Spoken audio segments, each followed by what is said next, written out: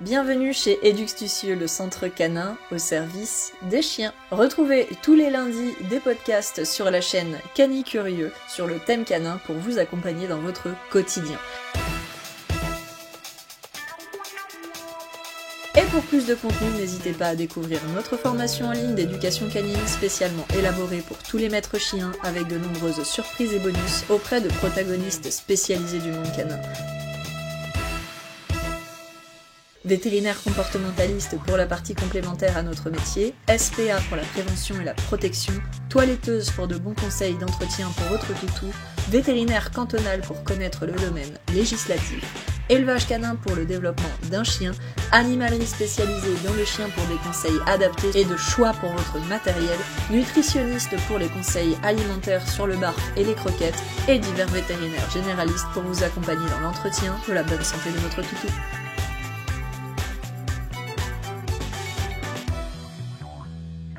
Ensemble, nous vous aidons à devenir un maître ou une maîtresse informée et compétente, mais aussi et surtout épanouie, aux côtés d'un toutou heureux, stable, bien développé, obéissant et surtout compris. Et ça, c'est important. Retrouvez la formation en ligne fondamentale sur notre site internet eduxtucieux.com, rubrique formation en ligne, et rejoignez dès à présent une aventure unique, testée et approuvée par tous les maîtres chiens.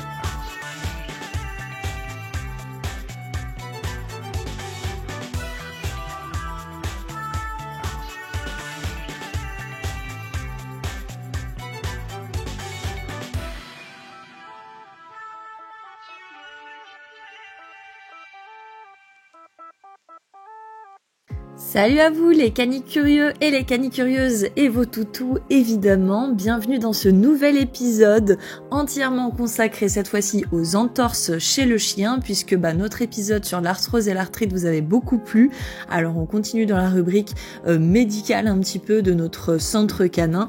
Ces blessures sont courantes mais souvent vraiment sous-estimées. Elles peuvent sérieusement affecter la mobilité, la qualité de vie de votre compagnon et donc dans ce podcast on va vraiment prendre du temps. Je vais vous fournir toutes les informations nécessaires, la définition de qu'est-ce que c'est que l'entorse, les causes, les symptômes, les traitements conventionnels, mais attention aussi naturels, puisque maintenant j'ai des nouvelles formations en naturopathie, etc. Donc je peux vous donner de plus en plus d'informations au fur et à mesure de l'évolution des podcasts. On verra aussi des astuces pratiques et des conseils évidemment pour prévenir, et ça c'est important, les récidives. Alors préparez-vous bien, on est parti ensemble pour un bon moment dans un guide vraiment détaillé qui deviendra votre référence sur le sujet. Je suis vraiment ravie de vous retrouver. C'est vrai qu'en ce moment, il y a un petit peu moins de podcasts. Vous vous demandez probablement pourquoi. Eh bien, c'est tout simplement parce que tous les services sont surchargés.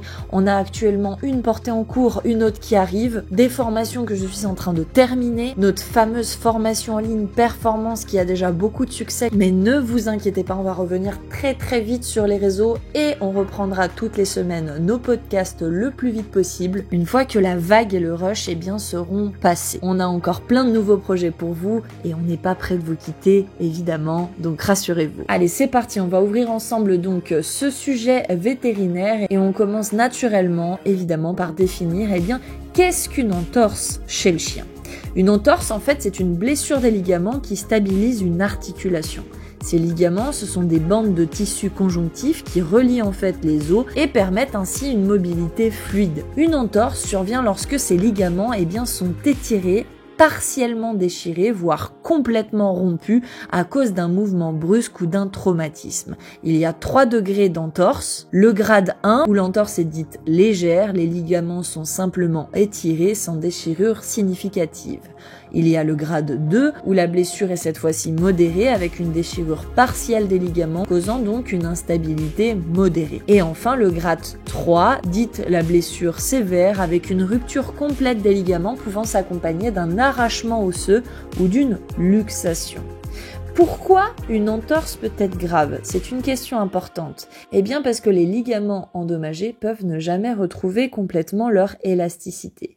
Une entorse peut être aussi grave si elle n'est pas traitée correctement, donc entraîner des complications comme l'instabilité articulaire ou l'arthrose pour la suite. Les localisations fréquentes des entorses sont sur les membres antérieurs, vers les coudes et les carpes ou poignets, et sur les membres postérieurs, soit genoux et tarses ou chevilles. Une entorse est différente, attention, d'une fracture ou d'une luxation qui sous-entend le déplacement de l'os hors de l'articulation. Mais on y reviendra plus tard. Maintenant que l'on a vu ensemble, qu'est-ce que c'est qu'une entorse chez le chien? On va parler, et c'est très important évidemment, des causes. Comment on en arrive à une pareille blessure? En premier, il y a des facteurs accidentels comme les traumatismes physiques, les glissades, les chutes ou même les impacts sur des surfaces instables, les chocs. Et évidemment les mouvements brusques comme les faux pas, les torsions soudaines ou les sauts maladroits. Mais on est obligé aussi de parler des activités à risque, notamment sur les chiens qui pratiquent des sports comme le canicross, l'agility ou le flyball, puisque ce sont des sports qui sont particulièrement exposés sur ces blessures. Mais qui restent, rappelons-le, de super sports, alors foncez, il ne faut pas avoir peur de tout et psychoter non plus. Généralement, vous devriez arriver sur ce podcast, surtout si votre chien a déjà une entorse, donc le mal est fait. Mais ça vous permettra de mieux anticiper si jamais vous êtes un bon humain de compagnie et que vous avez vraiment envie d'en apprendre plus sur la santé du chien et de prévenir au lieu de guérir. Par exemple, sur les sports, on pense notamment à un bon échauffement, qui devrait être d'ailleurs proposé dans toutes les séances éducatives sportives de vos éducateurs canins. On pense aussi aux chiens de travail ou de sauvetage, puisque ces travaux sollicitent beaucoup leurs articulations.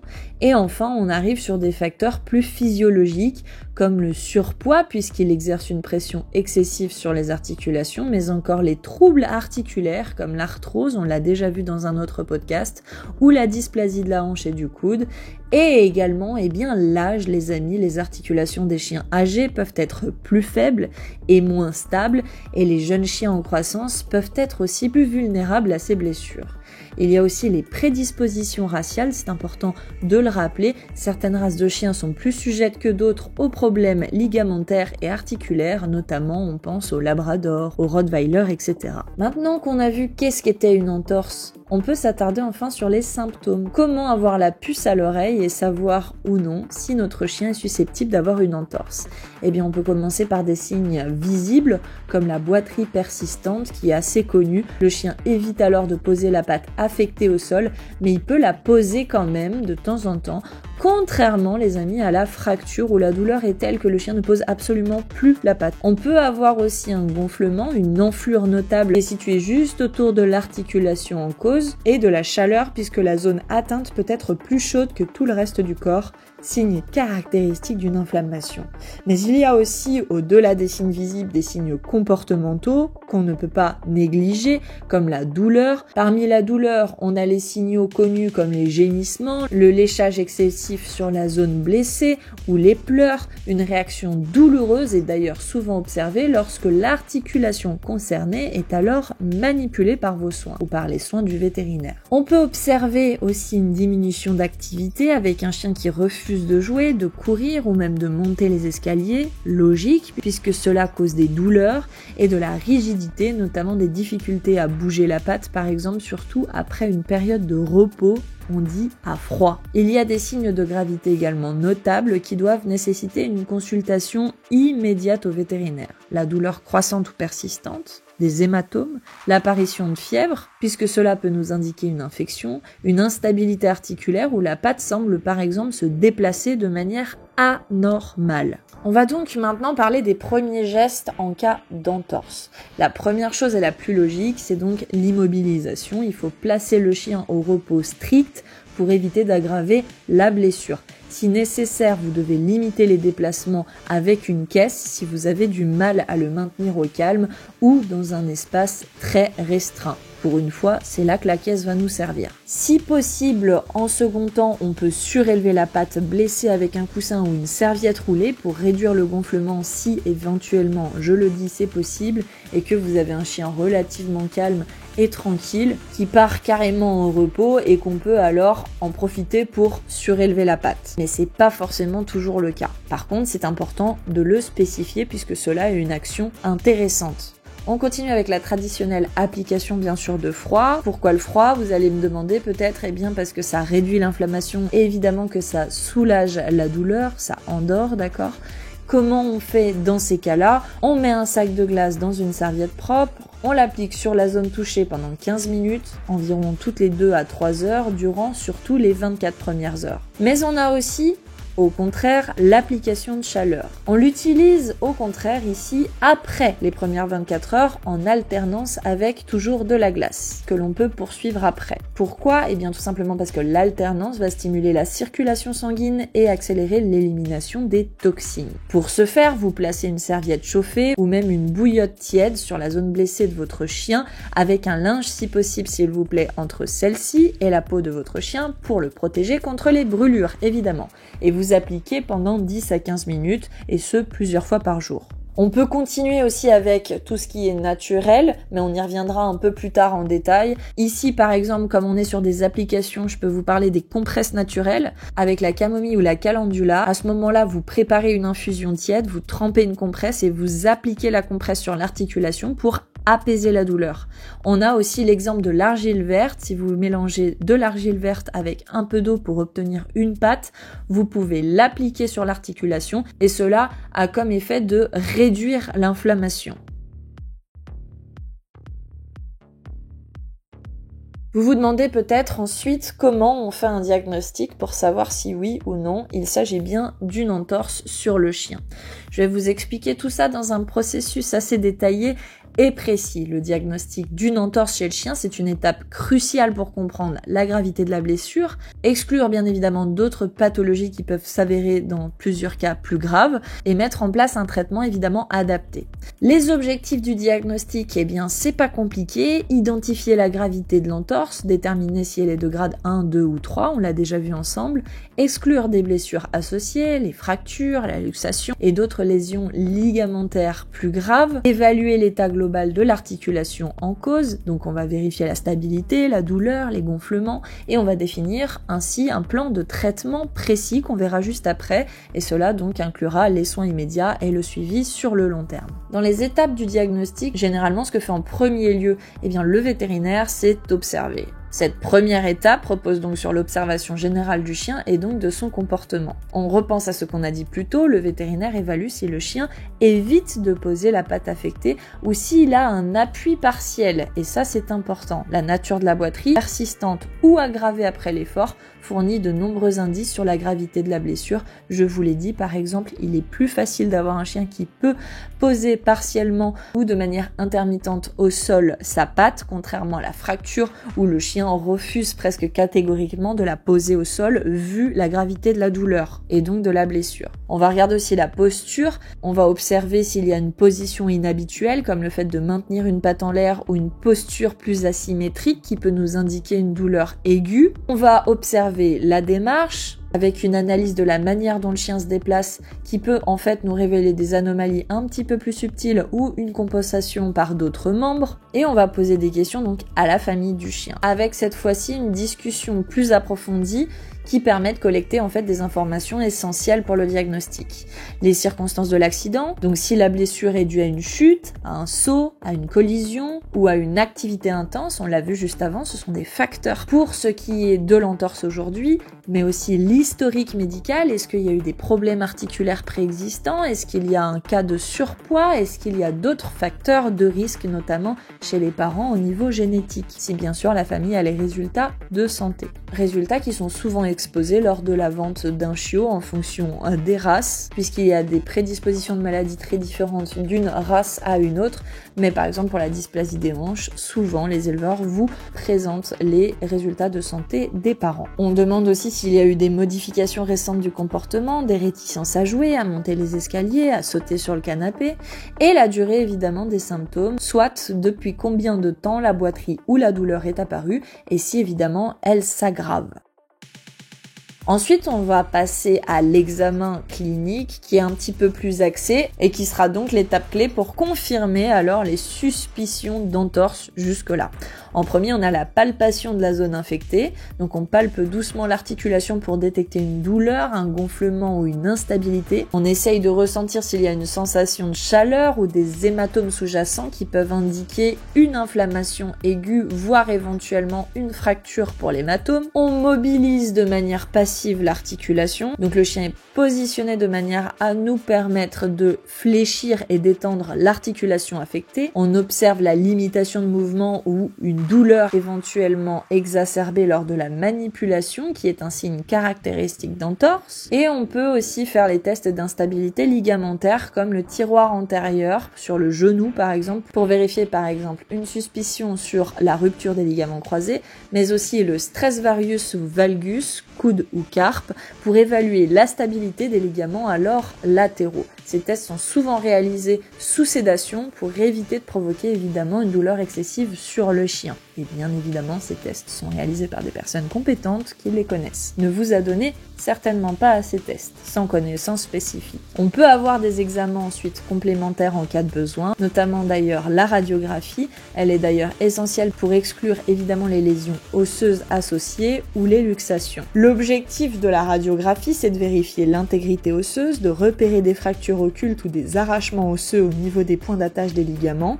Et généralement, pour ce faire, on procède à une sédation légère du chien qui est parfois nécessaire pour l'immobiliser et obtenir des clichés assez clairs si le chien n'est pas habitué. Et on va donc avoir des vues spécifiques de l'articulation, de face, de profil et oblique qui nous permettent une analyse complète. Plus rare, mais on peut quand même la voir, c'est l'échographie musculo-squelettique qui est utilisée alors pour évaluer directement les ligaments et les tissus mous. Je vais être honnête avec vous, il n'y en a pas beaucoup des vétérinaires qui nous font ça, mais ça existe et c'est intéressant de le savoir. L'utilité, c'est quand même de détecter des déchirures partielles ou complètes des ligaments, d'évaluer les structures voisines comme les tendons ou les muscles, et ça a un avantage quand même, c'est que c'est un examen non invasif et rapide. Bien dommage qu'il ne soit pas autant proposé qu'il le devrait. Si on continue dans de rares cas, on peut ensuite passer sur l'IRM. L'IRM, c'est l'imagerie par résonance magnétique. C'est un examen pour une évaluation plus approfondie des structures ligamentaires et cartilagineuses. On le fait généralement uniquement en cas de suspicion de lésions complexes ou lorsque les radiographies ou l'échographie ne permettent pas de poser un diagnostic précis. Donc c'est donc vraiment plus rare.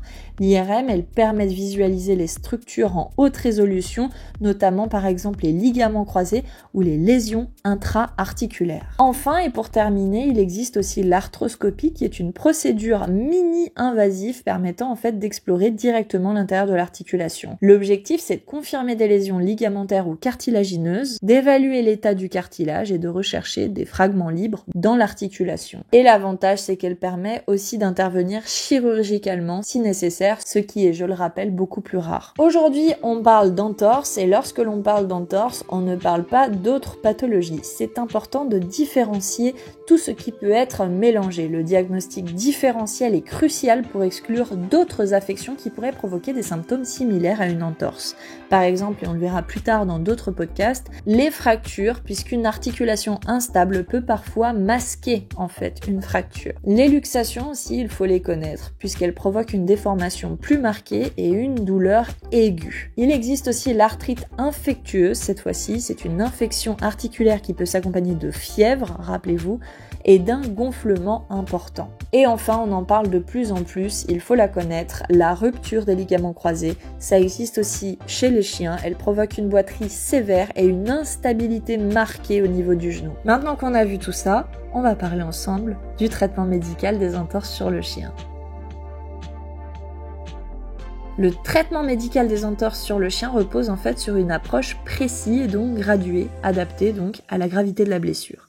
Chaque étape va viser à réduire la douleur, stabiliser l'articulation et promouvoir la cicatrisation des tissus endommagés. L'objectif du traitement médical d'une entorse, on l'a vu, c'est donc réduire la douleur et l'inflammation pour améliorer tout simplement le confort du chien, stabiliser l'articulation blessée pour éviter d'aggraver évidemment la lésion, favoriser une bonne cicatrisation des ligaments endommagés et prévenir évidemment les complications à long terme comme l'arthrose ou l'instabilité chronique. On va commencer avec les médicaments couramment utilisés. Beaucoup d'entre vous les connaissent. Le premier, évidemment, l'anti-inflammatoire non stéroïdien AINS. Les AINS sont la pierre angulaire du traitement médical des entorses. On peut citer des exemples courants comme le carprophène, le meloxicam et le firocoxib. Leur rôle est de réduire rapidement l'inflammation et la douleur. La durée du traitement est généralement entre 5 à 10 jours selon bien sûr la gravité de la blessure. Au niveau précaution, il faudra administrer toujours ce traitement avec de la nourriture pour éviter les irritations gastriques et éviter une utilisation prolongée sans surveillance car ils peuvent affecter le foie et les reins. Souvenez-vous toujours de cela, souvent les vétérinaires peuvent vous demander une prise sanguine pour vérifier justement le bon fonctionnement avant d'administrer au chien un traitement. Les analgésiques complètent souvent les AINS pour soulager encore plus efficacement la douleur. On connaît par exemple aussi chez les humains le tramadol. Il soulage des douleurs modérées à sévères, notamment dans le cas des entorses de grade 2 et de grade 3. Et il faudra respecter strictement les doses prescrites parce qu'un surdosage peut entraîner des effets secondaires extrêmement grave. On a aussi les myorelaxants si nécessaire qui aident à réduire les spasmes musculaires autour de l'articulation blessée et qui favorisent la relaxation et le confort du chien. Et en cas de besoin, puisqu'on a vu que les AINS pouvaient irriter l'estomac, des protecteurs gastriques peuvent souvent être prescrits en parallèle. On pense notamment à l'oméprazole ou ranitidine. Ils sont utilisés dans la prévention des ulcères et dans la protection de la muqueuse gastrique. Il est intéressant aussi de savoir qu'il existe des compléments articulaires et nutraceutiques pour soutenir notamment la réparation des tissus endommagés. On pense à la glucosamine et chondroïtine qui renforcent les tissus cartilagineux et améliorent la lubrification articulaire et qui peuvent être administrés sous forme de poudre mélangée à la nourriture du chien. Mais il existe aussi les amis le bambou qui a des vertus reminéralisantes favorisant la régénération du cartilage et des os. L'arpagophytum qui est une plante anti-inflammatoire ajoutée à l'alimentation pour soulager les douleurs chroniques ou encore les acides gras oméga 3 qui réduisent l'inflammation et soutiennent évidemment la santé articulaire aussi. Évidemment, on va vous demander une immobilisation et certains dispositifs médicaux tels que les bandages ou attelles dans certains cas. Un bandage bien réalisé ou une attelle peuvent stabiliser l'articulation blessée et limiter les mouvements. L'objectif c'est de prévenir une aggravation de la lésion et de réduire la douleur. Il y a des types de bandages qui existent, d'accord ? Le bandage compressif, plus communément connu sous le nom de Robert Jones, qui est appliqué autour de l'articulation affectée avec une épaisseur environ de 4 à 8 cm selon la taille du chien, et l'attelle orthopédique pour les entorses modérées à graves qui nécessitent une immobilisation prolongée. Leur durée d'utilisation varie généralement de 1 à 3 semaines selon la gravité de l'entorse. Je vais vous donner quelques mots supplémentaires sur le bandage Robert Jones et vous inviter bien sûr à ne pas réaliser ce type de bandage vous-même si vous n'avez pas les connaissances requises. Normalement, votre vétérinaire devrait les avoir. Il va réaliser par exemple le bandage Robert Jones à l'aide de bandes en coton non extensibles. Pour une patte avant par exemple, il va enrouler la bande du bas des métacarpes jusqu'au coude et pour une patte arrière, il va bander du jarret jusqu'au métatarse. Le vétérinaire ne va pas trop serrer pour justement éviter un effet de garrot et ça c'est très important et donc comme je vous le disais il va faire plusieurs tours pour respecter une épaisseur de 4 à 8 cm. Dans de très rares cas il existe quand même les plâtres orthopédiques mais c'est vraiment dans des cas très graves où on a une immobilisation stricte requise qui va être donc placée de 2 à 4 semaines avec des vérifications régulières pour détecter les signes d'inconfort ou de gonflement. Et la traditionnelle physiothérapie ou rééducation qui va arriver évidemment après la phase aiguë. La physiothérapie est d'ailleurs souvent intégrée au plan de traitement médical correct, surtout pour les entorses de grade 2 et 3. On a des exercices qui sont recommandés comme des étirements doux qui vont maintenir la flexibilité de l'articulation sans sursolliciter les ligaments. De l'hydrothérapie aussi par exemple qui va nous permettre de renforcer les muscles autour de l'articulation sans ajouter de poids. Des séances en piscine ou sur tapis roulant immergé qui vont être particulièrement efficace pour le chien. Pensez-y, surtout si le vétérinaire ne vous en a pas parlé. L'idée c'est d'avoir un renforcement musculaire progressif une fois la phase aiguë comme je l'ai mentionné passée et des exercices spécifiques vont être introduits pour renforcer ces muscles et garder une bonne flexibilité puisque nous l'avons vu, après une entorse, la flexibilité de l'articulation peut être endommagée de manière irréversible. Enfin, on va en parler même si c'est beaucoup plus rare, la chirurgie qui est donc généralement réservée aux entorses graves, vous l'avez compris, au grade 3 et là généralement ce sont des cas avec une rupture complète des ligaments ou une instabilité vraiment sévère. Les techniques chirurgicales sont simples, on a la réparation des ligaments déchirés avec une suture directe ou des greffes ligamentaires pour rétablir la stabilité. ou une stabilisation articulaire avec des techniques utilisées comme l'ostéotomie de nivellement du plateau tibial, dit TPLO pour les entorses graves du genou. Enfin, évidemment, qui dit chirurgie dit soins post-opératoires avec une immobilisation stricte pendant 4 à 6 semaines, l'administration, encore une fois, d'AINS, d'analgésiques et de protecteurs gastriques, l'introduction progressive de la physiothérapie, évidemment, on n'y échappera pas cette fois-ci, après la phase de repos. Le plan de traitement, il évolue, si vous avez bien compris, en fonction de la gravité. Sur une entorse de grade 1, qui est dite légère, on a un repos strict de 1 à 2 semaines avec des médicaments comme l'AINS pendant 5 à 7 jours et on peut avoir un bandage léger si nécessaire pour l'immobilisation. Tandis qu'avec une entorse de grade 2, dite modérée, on a une immobilisation avec un bandage compressif ou une attelle pendant 2 à 4 semaines. Et cette fois-ci, des AINS pendant 7 à 14 jours et des analgésiques si la douleur persiste. Ainsi, cette fois-ci, oui, que de la physiothérapie qui commence après la phase d'immobilisation.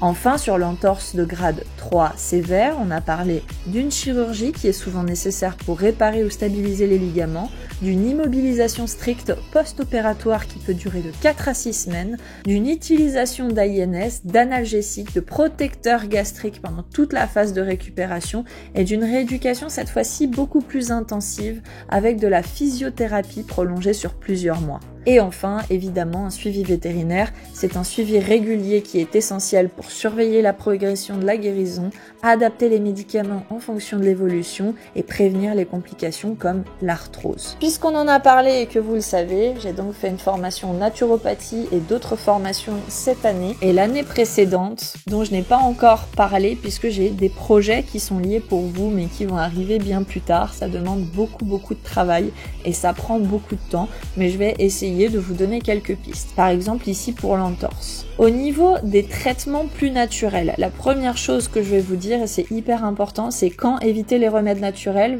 pour commencer. Parce que si l'articulation est très enflée ou chaude, si on a une plaie ouverte ou des saignements, si le chien semble souffrir excessivement ou présente d'autres symptômes comme de la fièvre, de l'apathie, etc., dans ces cas, on oublie tout de suite, une consultation vétérinaire est indispensable avant de faire quoi que ce soit.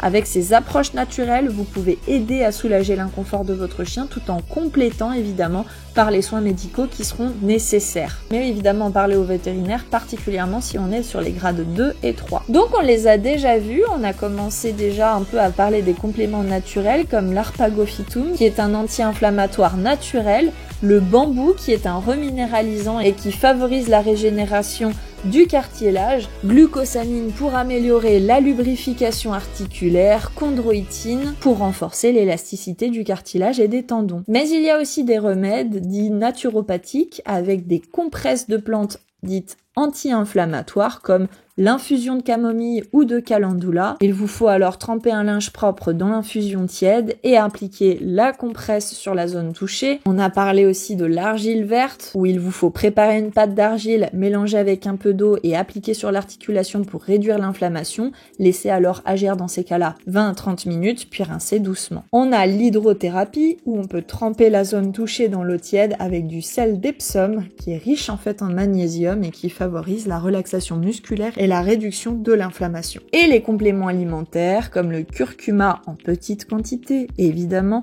mélangé à de l'huile de coco, il peut être ajouté à la nourriture pour des propriétés anti-inflammatoires et vous pouvez même demander à votre vétérinaire pour le poids de votre chien un dosage adapté. Dans les oméga 3, on a la traditionnelle huile de poisson qui est bénéfique pour réduire l'inflammation articulaire. Enfin, on passe sur les huiles essentielles parce que je sais que c'est très à la mode, donc il existe des huiles essentielles pour les entorses, ça s'appelle de l'aromathérapie. Certaines huiles essentielles possèdent des propriétés anti-inflammatoires et apaisantes, oui, cependant elles doivent être utilisées vraiment avec précaution sur les chiens parce que leur système olfactif est très sensible car très puissant et certaines huiles sont aussi toxiques pour eux, il faut le savoir. Donc on commence par exemple par l'huile essentielle de Gualteri couché qui contient du salicate de méthyle, un anti-inflammatoire naturel. Il faut alors diluer une goutte dans 10 ml d'une huile végétale, par exemple l'huile de calendula, et masser tout doucement sur la zone touchée. Mais on a aussi l'huile essentielle de lavande vraie qui apaise la douleur et aide à réduire l'inflammation. Il faut alors diluer une goutte dans 10 ml d'huile végétale et appliquer également localement. Enfin, l'huile essentielle d'hélicryse italienne qui favorise la cicatrisation des tissus et réduit l'inflammation, qui est à diluer comme indiqué aussi juste avant et à appliquer également en massage doux. Il vous faut toujours diluer les huiles essentielles avant application, évitez s'il vous plaît le contact direct avec les muqueuses et une ingestion de l'animal, et s'il vous plaît par précaution, évitez les chiots, les femelles gestantes évidemment, et consultez un vétérinaire avant l'utilisation si vous avez besoin d'être rassuré ou obtenir une posologie un peu plus personnalisée. Du coup, sur la totalité de la durée de guérison et de suivi, sur le grade 1, on a 1 à 2 semaines, sur le grade 2, on a 4 à 6 semaines avec rééducation, et sur le grade 3, évidemment, là c'est beaucoup plus grave, on peut avoir plusieurs mois. Le suivi vétérinaire intervient si la boiterie persiste plus de 48 heures et si la douleur s'aggrave ou que des signes de complications apparaissent. Maintenant qu'on a vu tout ça, vous allez me faire plaisir et vous allez faire un petit peu de prévention des entorses, et si possible que vous êtes sympa, que vous nous aimez bien et que vous voulez nous remercier de prendre ce temps pour vous pour partager nos connaissances et protéger vos loulous, vous pouvez partager ces informations utiles avec vos amis et nous soutenir en mettant un petit pouce d'encouragement, un petit cœur ou 5 étoiles, pourquoi pas, à ce podcast. Alors je compte sur vous, maintenez un poids sain pour réduire la pression articulaire. Adaptez les exercices au niveau de la condition physique de votre chien. Pensez bien vous échauffer si vous faites du sport. Installez s'il vous plaît des tapis antidérapants pour limiter les risques de glissade chez vous ou ailleurs, autour du quotidien. Et avec ou sans éducateur, pensez toujours aux échauffements, comme je vous l'ai dit, avant toute activité intense, c'est très important et je le souligne. Bon les amis, ça sera tout pour aujourd'hui. J'espère que vous en avez appris un petit peu plus sur les entorses chez le chien qui nécessitent une attention particulière pour assurer un rétablissement vraiment complet, avec des gestes appropriés, des bons traitements, une prévention adaptée, et vous pourrez ainsi offrir à votre compagnon les meilleures chances possibles de prévention, voire évidemment, si vous arrivez un petit peu trop tard, de guérison. Merci infiniment d'avoir suivi ce podcast. Prenez vraiment soin de vous, mais surtout prenez soin de vos toutous, et à très bientôt, j'espère, pour un nouvel épisode dédié aux chiens et pourquoi pas aussi à leur bien-être, puisque cela fait aussi partie de nos services au Centre Canin. Belle semaine à tous!